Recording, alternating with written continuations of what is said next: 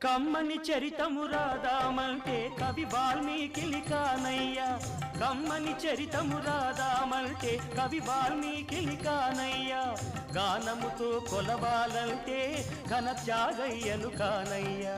గానముతో కొలవాలంటే ఘన త్యాగయ్యను కానయ్యా ఆశతో కోవెల కడదామంటే తహసీల్దారును కానయ్యా ఆశతో కోవెల కడదామంటే తహసీల్దారును కానయ్యా ఆఖరికి మనసిద్దామంటే అది ఏనాడో నీదయ్యా ఏమయ్యా